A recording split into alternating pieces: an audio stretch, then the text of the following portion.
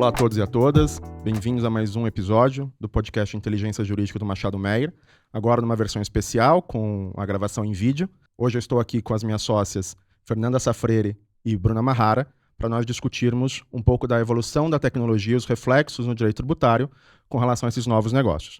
Olá, pessoal. Oi, André. Muito obrigada pelo convite. É um prazer estar aqui hoje. Tudo bom, André? Prazer aqui estar com vocês. Prazer é meu, pessoal. Bom, é sabido que o mundo que vivemos hoje tem uma evolução tecnológica muito grande, né? Essa evolução tecnológica faz com que a gente tenha uma natureza disruptiva com relação às relações, tanto as relações tributárias quanto as relações de consumo e as relações de prestações de serviço. No passado, quando eu queria uma obra de arte, eu ia até uma galeria e eu comprava fisicamente essa obra de arte. Hoje nós temos as NFTs. Quando eu precisava, por exemplo, de alguém para arrumar meu carro, eu ia até uma mecânica. Hoje eu posso comprar este serviço, né, na internet e me dirigir até essa mecânica apenas para execução desse serviço.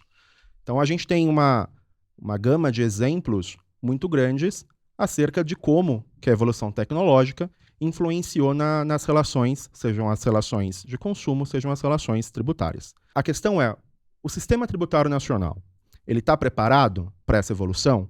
A gente consegue adequar o nosso sistema a essa evolução ou a gente precisa de um novo sistema? Independentemente disso, independentemente da necessidade ou não desse ajuste no sistema, o fato é que as relações hoje já existem, né? Como que efetivamente essas relações devem ser tributadas? Então acho que esse é um tema bastante atual e bastante relevante para a gente discutir. Fernanda, o que você acha com relação ao sistema jurídico tributário nacional? Você acha que ele está pronto? Você acha que ele precisa de algum ajuste? Ou você acha que a gente precisa, de fato, alterar completamente o sistema para prever essas relações? André, a pergunta é bem complexa, né? É muito difícil você dizer que o sistema tributário hoje está preparado para as novas tecnologias, porque hoje ele já não está nem preparado para a velha, né, economia. Se você pensar no nosso sistema tributário, na nossa Constituição Federal, onde você tem uma segregação de competência tributária, onde a tributação é feita em caixinhas, conceitos muito fechados, né? Quer dizer, a gente vem de conceitos fechados, que agora eu acho que está havendo uma diferente forma de interpretar esses conceitos, essa atividade, mas é fato que o sistema, a partir do momento em que ele tributa mercadoria, aí você tem que definir mercadoria, serviço, você tem que definir conceito de serviço, atividade industrial, definir conceito de atividade industrial. Numa inovação tecnológica que nós temos, ele não se adequa, né? A gente vai precisar aí ter uma nova interpretação desses conceitos ou ter um marco regulatório diferente que acabe trazendo conceitos mais amplos e consiga abarcar melhor uma evolução tecnológica, né? Acho que se nós pensarmos em evolução tecnológica, o mundo ele demorou, né, para atingir a mudança a inovação tecnológica, ela é lenta.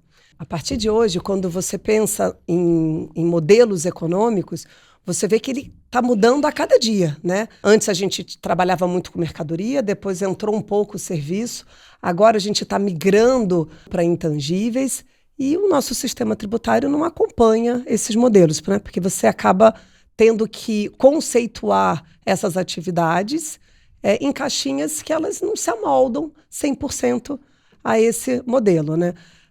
Quando você pensa em reforma tributária, os últimos anos, eu entendo que eles foram muito relevantes, né? E a gente teve uma participação grande, algo que eu não tinha visto, sei lá, nos últimos 10 anos, uma participação grande da própria sociedade, aí eu digo dos próprios empresários e até das pessoas físicas, buscando e exigindo uma reforma tributária um pouco mais ampla, né?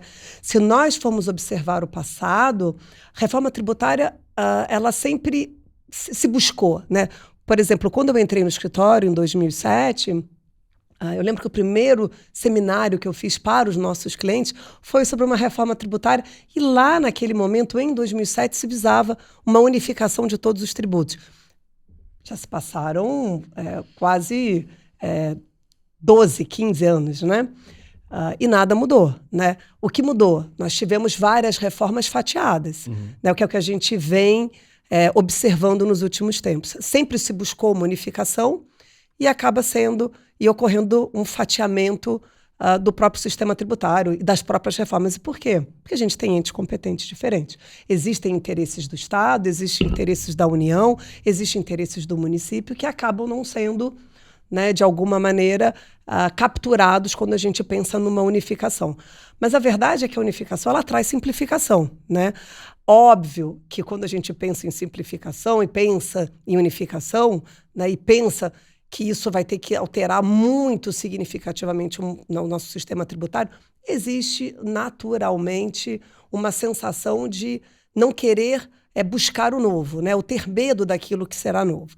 E aí existe também na balança um contraponto de várias pessoas, né, que não são a favor de uma reforma tributária. Mas, no meu sentir, a reforma tributária ela é algo que vai ser necessário. Eu acho que hoje não dá para a gente esperar, por exemplo, um Supremo Tribunal Federal definir qual é a tributação de determinada atividade, como aconteceu no caso dos softwares, né? Quantos anos nós demoramos para se definir que software deveria ser tributado como serviço? Quantos anos os contribuintes ficaram, né, pagando ou para o Estado e alguns para o município sobre atividades e tendo um risco ali, né, uma exposição junto a qualquer um desses entes de uma forma grande. A gente não pode... E à medida que a gente tem evolução tecnológica, isso vai ficando pior, né? Cada dia você tem atividades novas que vão ser discutidas no futuro do Poder Judiciário para saber se a tributação é A ou a tributação é B. E a gente tem um sistema tributário ou um Poder Judiciário ou um sistema administrativo ou até judicial que consiga comportar uma resposta imediata? Nós não temos. Nós vamos precisar disso, né? Acho que isso vai ser extremamente necessário para que nós possamos desenvolver. É claro, quando a gente pensa em reforma tributária, nós tivemos, nos últimos 2 anos, a PEC 45, que foi a primeira que encabeçou a unificação geral, a PEC 110, que também, no seu primeiro modelo, já tinha uma mesma unificação tributária, né, dos tributos sobre consumo, né, a gente está falando aqui em ambas sobre tributos sobre consumo, mas é fato que o que prevaleceu agora, que é o projeto, né, mais maduro para votação, que existia uma expectativa de votação para esse ano, que é óbvio que não vai ocorrer, é fato que ela acabou fatiando, né? Você acabou tendo criação do IVA dual, né? Aquele que vai a junção do ICMS e do ISS e depois a junção dos tributos federais. Então, você percebe que existe um padrão nosso, né, até de aceitação, que talvez seja mais fácil de aceitação no Congresso, de um fatiamento desse modelo. Mas, mesmo que sejam 2, né, tributos no final do dia, é muito melhor do que o nós temos hoje, né?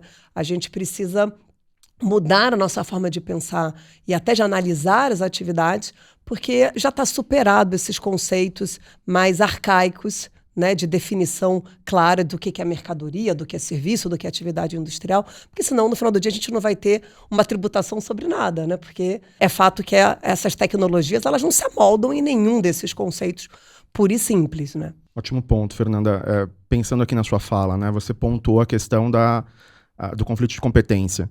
Me parece que antes a gente tinha esse conflito de competência entre Estado e município, entre alguns entes da federação, e o contribuinte ele ficava ali à mercê, esperando essa resolução. Quando a gente fala de um mercado disruptivo, me parece que o próprio contribuinte tem que agora ser mais ativo com relação a essa análise. Então, quando a gente está falando, por exemplo, do software, isso já foi definido pelo Supremo Tribunal Federal. Então, a gente sabe que software hoje é serviço. Mas SaaS, ou alguma outra forma de comercialização, né? Então, quando eu tenho hoje a possibilidade de emissão de moeda em meio eletrônico, as bitcoins, por exemplo. Então, qual a tributação disso? Eu gero uma receita ou não de bitcoins? Ou eu tenho hoje uma revenda de serviço muito forte, né? O fato de eu validar ali um cadastro meu, por exemplo, e bater uma chancela de que aqueles profissionais são bons profissionais, tem um valor muito grande. Por quê? Porque eu estou revendendo ali não apenas aquele profissional, mas a confiança, a expertise minha ali com relação àquele cadastro. Então, me parece que nessa nova era, né, a gente precisa, de fato, com o contribuinte tendo uma participação mais ativa, olhando de fato para a sua atividade, definindo qual a natureza jurídica daquela atividade. E daí sim, apostando nessa tributação de uma forma mais ativa e trazendo esse convencimento, inclusive, para a autoridade fiscal. Mesmo porque, como você disse, a gente precisa de uma reforma com relação ao sistema tributário, mas ele é posto hoje em dia. E as relações, elas acontecem hoje em dia.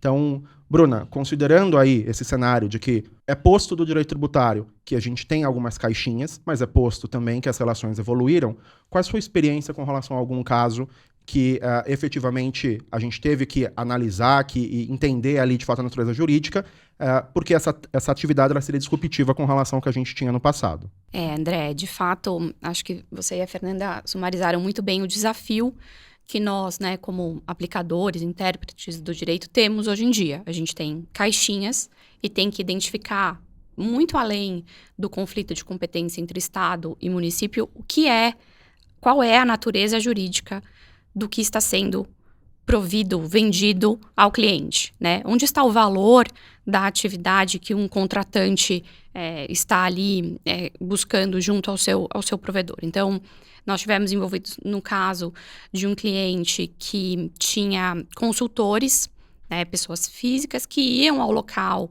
do contratante, avaliavam o seu modelo de negócios, a sua forma de exposição de produtos, faziam uma análise crítica e emitiam um relatório com sugestões de modificações e era isso que o cliente, contratante desse nosso cliente, buscava, né? Um relatório e sugestões de melhoria e aprimoramento. O modelo desse nosso cliente foi totalmente alterado. Ele não tem mais essa mão de obra, essas pessoas físicas que vão ao local do contratante. Ele tem hoje o contratante imputando as suas informações num sistema, num software. O software, com a sua inteligência artificial, gera o relatório que é entregue para o cliente. Então, o contratante, ele tem o mesmo produto final, com atividades meio muito distintas. Então, o que é isso? O fato de agora ele usar um software mudou a natureza jurídica do serviço que ele presta? Será que ele não presta mais consultoria? O que ele faz agora é um licenciamento de software? A gente está diante de um software as a service ou de um serviço ainda. Então, inserir a tecnologia num negócio também traz essa discussão da alteração da natureza jurídica desse próprio negócio. Na perspectiva do contratante, ele recebe exatamente o mesmo relatório, mas a forma de produzi-lo é muito diferente. Então, a gente está diante aqui, a gente não está discutindo ICMS ou ISS, a gente está discutindo a própria qualificação da natureza jurídica desse serviço. Então, todos esses desafios se impõem aí. Enquanto não vem uma reforma que enderece esses pontos, a gente tem que encaixar nas caixinhas que estão aí disponíveis. E não só isso, né? Nesse seu exemplo, por exemplo, que é interessantíssimo, além de você ter que encaixar, dependendo da definição que você dá para aquela natureza jurídica, né? Daquela atividade, você encontra desafios na própria tributação. Por exemplo, imagina se você define isso como serviço. Vai ser aonde, né, a recolhimento? No data center, onde esse software é processado, as informações são processadas, ou é na sede da empresa, onde estão a diretoria, ou, hoje em dia, se pensar num modelo onde todos estão trabalhando, né, de uma maneira híbrida, cada um num lugar, seria na casa dos próprios administradores daquele negócio, né? As dificuldades, ela vai muito mais além só de uma definição, né, da natureza jurídica, além de definir como aplicar para o caso concreto, né? Que eu acho que ainda gera mais um problema.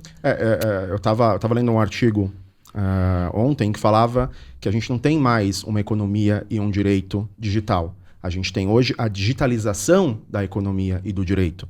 Porque antes, quando a gente estava discutindo a economia digital ou o direito digital, era a inclusão de meios digitais numa prestação de serviço, numa comercialização. Hoje você tem o rompimento de algumas barreiras. Então hoje a gente tem a digitalização das relações. Como eu mencionei, né? Um prestador de serviço que agora tem lá uma lista com alguns fornecedores, um freteiro, por exemplo. E essa lista ela é importante porque hoje a gente tem muitos aplicativos. E esses aplicativos todos utilizam dessa malha de freteiros. mas tem alguns que são melhores do que outros. Então, a triagem com relação a isso passa a ser um elemento também comercializável. Sim. E eu posso ter também uma operação em que eu vendo o serviço. Esse conceito de vender serviço eu acho muito interessante também. Porque antes a gente prestava, era uma obrigação de fazer, né? Hoje em dia não mais. Eu posso intermediar, eu posso aproximar, eu posso ter expertise ali para identificar para você qual que é a melhor relação. E como você colocou, Bruna, essa expertise ela pode ser vendida por meio de uma ação ou por meio de um input em um software. Então, esse ponto eu acho extremamente dinâmico com relação ao nosso direito. E tem pontos que se somam a isso, como você colocou, Fernanda, a questão da pandemia, né? As relações agora, além de estarem digitais, elas podem estar não presenciais em municípios diferentes. A gente tem na nossa Constituição o princípio da territorialidade. Como que a gente pode lidar com isso, considerando essas relações em municípios diferentes, né? Qual o reflexo disso no conceito de estabelecimento prestador? Então, enfim, é algo bastante dinâmico, me parece que é um campo bastante fértil para discussão. Esse ponto da territorialidade é interessante quando você pensa na inclusão de novos players numa relação jurídica, né?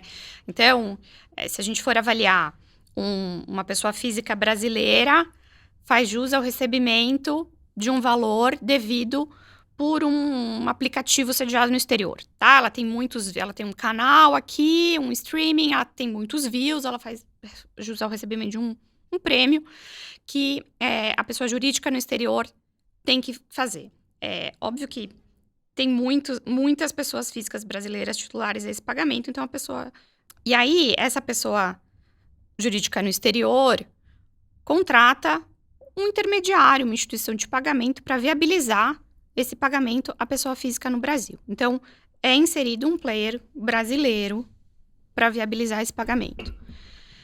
Via de regra, uma regra bem genérica, os pagamentos feitos por pessoa jurídica a pessoa física devem sofrer retenção de imposto de renda na fonte. Mas será que esse intermediário, essa instituição de pagamento que está só viabilizando o pagamento de uma relação jurídica que se formou entre uma pessoa jurídica no exterior e uma brasileira atrai a incidência do imposto de renda na fonte? Essa instituição intermediária é fonte desse pagamento? Então, essas discussões também vêm à tona quando novos players são inseridos, né, numa cadeia, numa relação jurídica que já está formada. Concordo, Bruna. E isso acontece não apenas quando a gente está falando de uma parte no exterior. A questão do subadquirente dentro de um arranjo de pagamento, ou mesmo de um adquirente que faz o papel de agente arrecadador ali também, tem essa mesma problemática. Então, quando eu estou falando de um app de delivery, por exemplo, esse app, ele arrecada, o valor ele repassa para o restaurante. Quando ele faz isso, repassa para o motofreteiro, que pode ser uma pessoa física, pode ser um MEI, pode ser uma pessoa jurídica, enfim, um autônomo. Mas quando é pessoa física, que deveria haver uma retenção, ele considera-se fonte. Então, eu acho esse ponto que você trouxe super importante, porque ele deixa claro ali que a gente tem que rever de fato os conceitos. Fonte pagadora é aquela que tem, de fato, o dever de pagar, ou aquela que está dentro de um arranjo de pagamento, realizando a retenção e recolhendo e repassando aquele valor em nome de terceiro para um prestador de serviço. Ponto super relevante, de fato. A verdade é que, quando a gente pensa na Constituição Federal, quando ela foi constituída e discutida, era uma época onde você tinha basicamente indústria, comércio com consumidor final, ou serviço com consumidor final. Você não tinha uma cadeia, né, econômica completamente ligada, né, a famosas teias, né? E o nosso sistema tributário, a Constituição Federal, ela não consegue, né, da forma como ela foi escrita e da forma como ela é interpretada. Acho que é mais do que isso, né? Não é só a forma como ela está escrita, é a forma como ela vem sendo interpretada, né? Não só pelos tribunais e pelos contribuintes. De uma maneira muito mais engessada, ela não consegue alcançar toda essa inovação que nós temos, né? Por isso que ou a gente muda a forma de interpretar a Constituição Federal e tem uma resposta mais rápida do Poder Judiciário, ou tenha normas, por exemplo, onde haja uma maior interação contribuinte e fisco, né? Eventualmente com consultas mais eficazes, participação da própria sociedade para discussão de tema de tributação de determinadas atividades, ou até transações, né, que a gente consiga aí evoluir nesse processo para não chegar no Poder Judiciário, senão a gente não vai conseguir ter uma dinâmica, né, de resposta em relação a essa tributação. E aí a gente vai viver aqui, e aí eu acho que é um desafio até para o empresário, né, se ele está adotando ou recolhendo o tributo de forma correta. Eu li uma reportagem ontem que eu achei interessante, que aproximadamente 90% do empresariado ele tem algum erro ou alguma dúvida ou algum questionamento quanto à forma de tributação. Isso vem evoluindo e vai, né, ser muito maior quando a gente pensa em inovação tecnológica, que a gente não tem, né, um sistema que consiga tangibilizar, né, essas atividades e conseguir dar uma segurança jurídica para o contribuinte da sua forma de tributação correta, né? Eu acho que a segurança jurídica é exatamente o ponto, Fernanda, porque o sistema tributário, na minha visão, ele deve ser perene. Ele não deve ser alterado à medida que existe uma evolução da tecnologia. Uhum. A questão é que um vetor oposto é o da segurança jurídica. Se eu tenho um sistema tributário que, embora deva ser perene, não está ali de modo claro, né, não abarca de modo clara determinada situação, eu gero uma instabilidade, uma insegurança jurídica, né? O que é muito ruim para a economia como um todo. Então, eu penso que o sistema tributário ele deve ser perene, a gente deveria interpretar, de fato, as alterações, mesmo porque o direito tributário ele é um direito de sobreposição e a norma tributária ela deve ser aplicada considerando os conceitos de direito civil, mas, independentemente disso, eu tenho que prever também uma segurança jurídica para incentivar uma relação de negócios também, né? O Brasil tem que efetivamente mostrar como um país confiável, que a gente não tenha uma exposição com relação à operação do empresariado, que isso pode repercutir posteriormente em uma autuação fiscal ou algum problema junto à administração pública, qualquer que seja a esfera. Então, eu acho que esse é um ponto importante para a gente pensar, de fato. Então, a questão é, temos que alterar o sistema, temos que interpretar o sistema que nós temos, como que isso se compatibiliza com as operações que existem hoje em dia. Queria agradecer a presença de vocês aqui, foi um prazer enorme conversar com vocês e agradecer aos nossos ouvintes também. Obrigada, muito obrigada, André.